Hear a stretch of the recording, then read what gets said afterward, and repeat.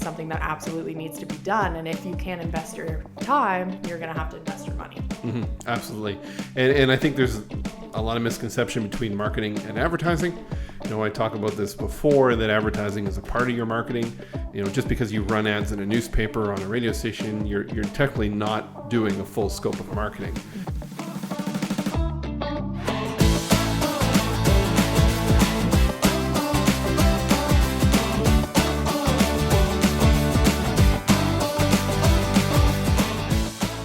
All right, here we are, season 4, episode 41. So you can be on the debate whether 40 was season 4 or 41, but regardless, we're just calling it season 4, and we're going to have a lot to talk about. But today's episode, we're going to talk about investments, time, and money. I know a lot of you may be wondering, if you've been new to marketing or you've been doing some advertising, you know what that costs. But if you want to really focus on marketing your business more effectively, how much should that cost in your resources? And it's time and money, right? Those are the two things that are out there.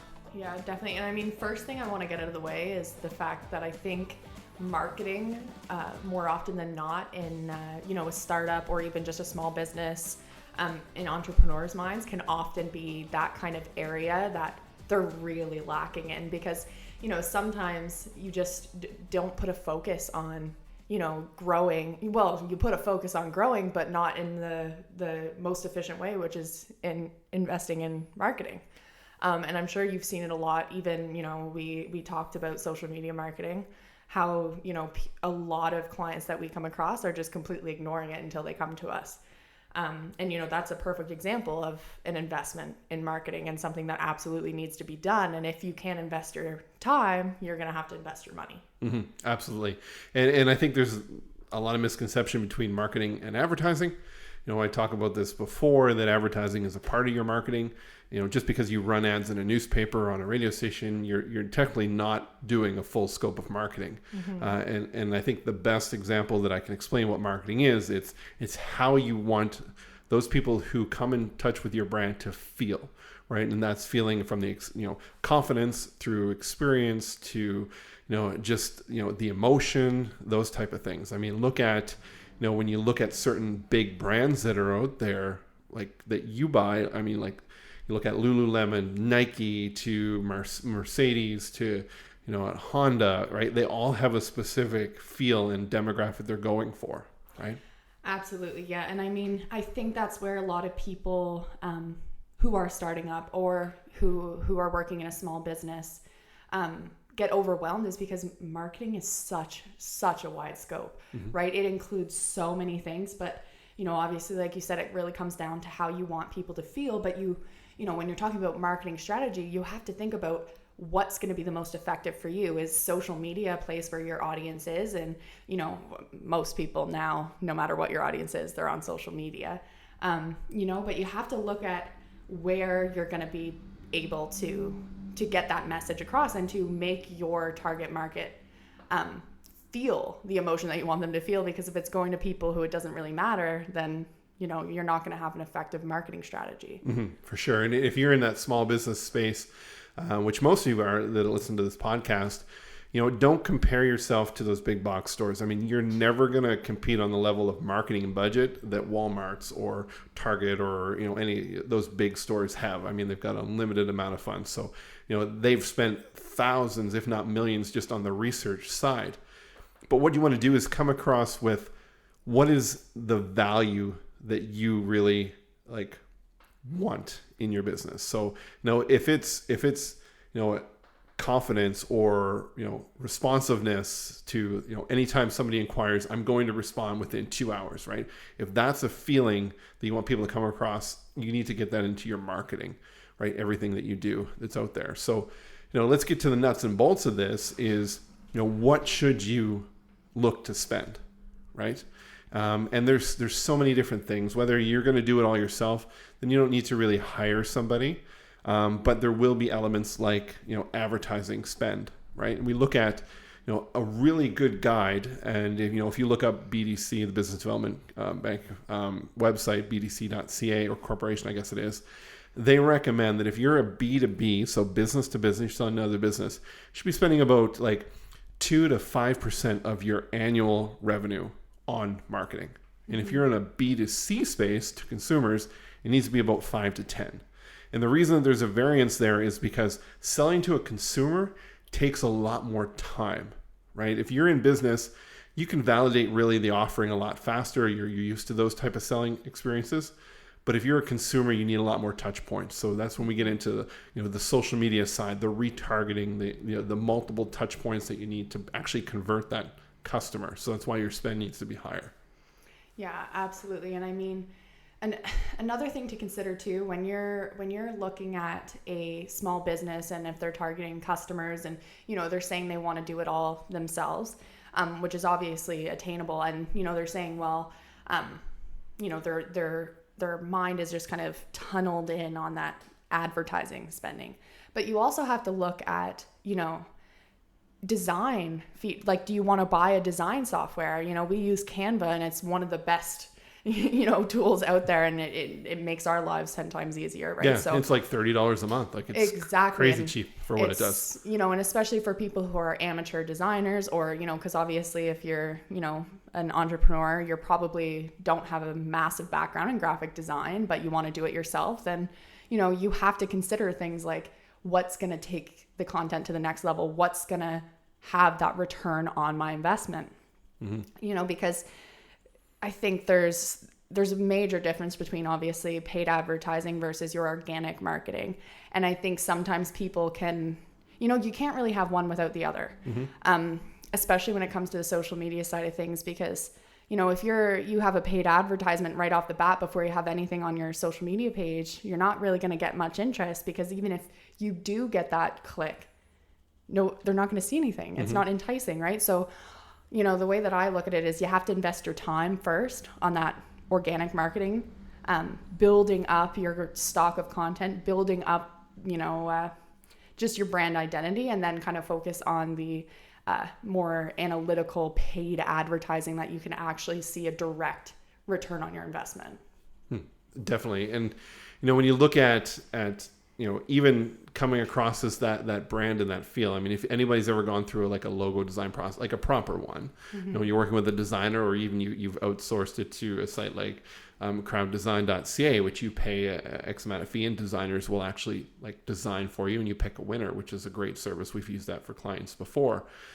But a lot of that intake is what's the feeling that you want across? Is it corporate? Is it professional? Is it fun? Is it contemporary? Those type of things. That needs to be considered before anything else that's going there. And then you get that design, and you're like, yeah, these are the colors. This is the feel like that I want visually. Now let's look at Canva. Canva, the tool that it is, allows you to actually put in the actual colors of your brand, so that every time you make a social post or whatever, you're picking the exact color. Now you may be saying, well, is that really important? Well, yes, it is, because you'd be surprised how much somebody seeing that color over and over again will start to think of your brand. Right now I'm being retargeted by CDI College, which teaches digital marketing, and their blue is very, very close to us. And we use a lot of blue and white in our design. And I'm scrolling through and I'm like, hey, no, that's not our ad. Like, I'm getting tricked by it, because they're very much on par with the exact same fonts and colors that we use. And that right there is proof that I immediately thought it was us, right? Yeah. And see, people will think of that in their paid advertisements, but they won't think it's as important in your organic, but it absolutely is. Every post that you have, even, if you're just posting an image, it should have some type of feeling at least that ties it to your brand. But ideally, you would have your logo included. You would have a face that people recognize, that, they tie to your brand. Colors, anything that can kind of reinforce that relationship between what you're putting out there and what, people are perceiving it as. Yeah, and one of the posts that you've done for one of our clients, Halls Harbor Lobster Pound, I'm okay mentioning them in here. They're very much a cross between a destination and an actual business. So if you've never been to Nova Scotia and you've never been to this area, it's a very scenic cove area has huge tide changes. I mean, when the tide's out, the boats are on the ground. You can walk on the seafloor. When the tide's in, it's up to the wharf level. But they have fresh lobsters, and that's the whole draw there from their business is the restaurant side. And when we started doing their social, we went out to shoot some video and some clips. And I took a trip down to the shoreline, and I put my phone down and recorded a couple seconds of just the waves hitting the rocks in front of me. And one of the first posts you did was that with the sound. And it was just for 10 seconds, I think it was, just the sound of the ocean. And so many people go out there because they love the ocean. And the comments on that were like they loved it, and it just brought them back. And then you had their logo and their brand that came up after that. Mm-hmm. It was simple, but it was on brand with what they're doing. It wasn't this huge commercial production. One simple clip, right? And that social content, but the fact that you visually, audibly, but then also put the logo branding in there was a really good post to use. Yeah. Well, thank you. Yeah. But yeah, and I mean, people try to make it complicated sometimes too, right? Mm-hmm. And it really doesn't have to be. If you are very certain of what your brand identity is, what you want people to feel, it's not hard at all. Mm-hmm. Because, even as the person who's working from the inside of things, looking out, you can also see how it makes you feel, right? You're a perfect example of, when you're looking at the content, when you have your final product, and, when I'm watching back that clip and I'm like, oh, love the sound of waves, mm-hmm. It's, you know how it makes you feel. So it really doesn't have to be that complicated. It's just getting it down at first to exactly what it is you want people to feel and you want to be associated with. Mm-hmm. And, even in my education, we did all kinds of exercises about that kind of association process. So, in marketing research classes, a lot of surveys just include, when you think of this brand, what's the first animal that comes to your mind? And like the first time I'm going through it, I'm like, what is this? This is the weirdest thing I've ever seen. Like, this is just weird theory that people learn and completely forget about. But, as you go through and you see, you're like, oh, okay, so, if somebody says like a lion, that they think of that when they think of a brand versus like, a puppy, like, that says something, right? Mm-hmm. And it might not be the most valuable metric that there is out there, but, in terms of trying to find ways to really know the emotional side of your business, those types of data and research actually do provide better results than anything numerical, right? Yeah. And you can spend, you can look to spend money on that top end of that funnel where we're trying to build awareness and get people to come into your store. So let's just use an example of a physical store. You can also focus, if you don't want to do that part of it, you can focus on trying to enhance the experience in the store that people come back because it's unlike anything that they've ever seen. So imagine you've got like a household, like where you sell kitchen stuff and bedding and all that. That you focus on, okay, you've got your kitchen section where there's baking. Getting something like an apple pie scent generator, something that when this customer walks into that section, there's something that they're smelling that's triggering that sense of comfort and get in that mindset, right? I mean, there's a hotel here called Chocolate Lake, and they have a chocolate scent generator in their lobby, right? They're playing through on that. And the fact that I tell people that story, that's marketing to them, right? Yeah. So you need to look at where do you effectively want to spend the money. And if you want to look at hiring someone, you can't just look at direct return on, okay, I spend $1,000 a month on this person. They need to make me $2,000 in sales. They're taking time back, or they're giving you time back, right? So this is stuff you're not having to do anymore. So you need to look at that and consider that into play, because it's hard to actually connect what you're investing in someone else or an agency to help you to direct dollars that are there, right? And you're not going to see that within the first month, right? There's going to take some time to get it going. Absolutely. And I mean, just kind of changing the direction a bit too. You are going to have those small businesses that are able to hire, or outsource their marketing. But some people, they want to keep it inside the company. And for those people, the most important thing is developing that accountability, right? Because we talked about the percentage that, you should be putting aside for your marketing efforts. But, you know, even if you compare it to your personal finances, how many times have you set money aside and then something comes up and you take from your savings, right? And, you know, that very basic concept that we've all heard, you know, many times before of pay yourself first. You know, you take that money and you put it in your savings and it's like it's not there. You have to do that with your marketing because, you know, it is that investment that is going to make your business grow. You know, nothing will make your business grow like your marketing efforts. And, you know, keep in mind that that's that umbrella term. It's not just advertising like people assume. So, you know, if you're constantly cutting down on your marketing expenditure because it's needed in other areas and you're wondering why you're not seeing growth, that's why. You know, and one thing that a lot of businesses do is, you know, especially here, you know, we pay, you know, 15% sales tax. So people are paying us tax on the service. So a lot of times businesses will actually transfer that money into a separate account, right? So that when they pay quarterly or whatever, that money's there, it's not in their operating account. So, I mean, you're getting in that mindset every month, run your sales and take 15% of that, put it in a separate account. Just take 20% of that, put it in a separate account, pay it out. And that remaining 5% is your marketing budget, right? You know, you don't have to put a whole new process, just up it by 5%, 3%, whatever that amount is that you want to spend that's in there. And then you're not judging, you know, where you're at financially by just your main account. Absolutely. And I mean, you know, that pretty much covers accountability financially, but it, you know, there's also that side of time, you know, that investment that you're making in your marketing, if you're choosing to do so yourself, or even if you need to, you know, gather content, like for us, for social media, a lot of times the content is gathered by the client themselves, right? So you need to make sure that, you know, if you're investing, you know, your money in someone, you also have to invest your time, and you have to be, you know, you have to think of it as banking that time as well, right? You're putting that in a separate account. It's in your calendar and you 100% are doing that. Nothing is going to change that. It doesn't matter if there's another client who, you know, is really eager to get in with you and the only time slot you have is that marketing. Don't see it as it's a time slot that you can just, you know, oh, I'll get to it, because you don't get to it. No, if you don't put the, you need to treat yourself as your one of your top clients, right?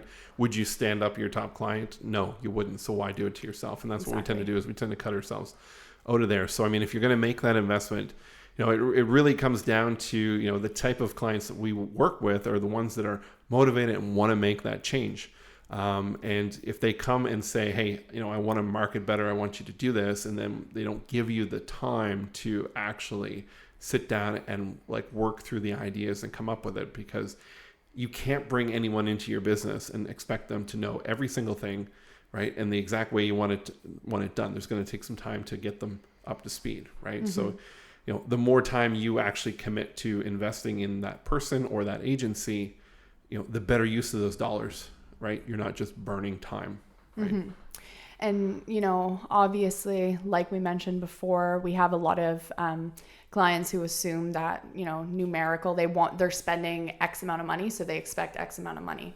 But those are often the type of people who see, you know, the numbers in marketing, and they completely are, you know, blind to the idea of the emotional side of marketing, which, you know, I would say personally, in my opinion, is way more important. You know, what you're communicating emotionally and making people feel, you know, and what you're making people associate to your brand is way, way stronger than, you know, trying to convert an advertisement, you know, because it's, you know, it's in some ways immeasurable. You can't really take the time to get that numeric value out of somebody's feelings. But that's what gives you that, you know, like referral or word of mouth, or even, you know, just talking to your family and friends. And, you know, a lot of times word of mouth is the strongest form of marketing, right? So, you know, let's take, for example, like Zappos, right? The online shoe company. I don't even know if they're still around. But regardless, when they, you know, in their heyday, that's what they were focused on, was exceptional customer service, right? You know, great selection of shoes, all done through like online ordering, shipped to your house, you know, returns, whatever the case was. You know, if they were focused on the value of that transaction, so, you know, I'm going to spend $50 on an ad and I need to make $50 or $100 back. We need to look at it is the customer lifetime value. So, you know, you may spend $50 to acquire a customer who's going to buy a $50 or $100 item.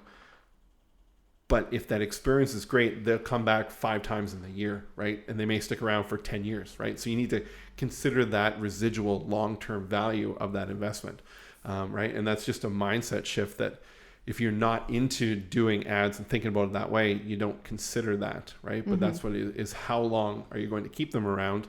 And how much more are they going to buy? And also, who else are they going to tell that you obviously are not tracking and you can't track from, an ads platform? Absolutely. Yeah. And it really is about that influence that they have. Especially, where I grew up in a very small town, working retail. If one person had a bad experience at our store, a lot of people were figuring out about it. Right.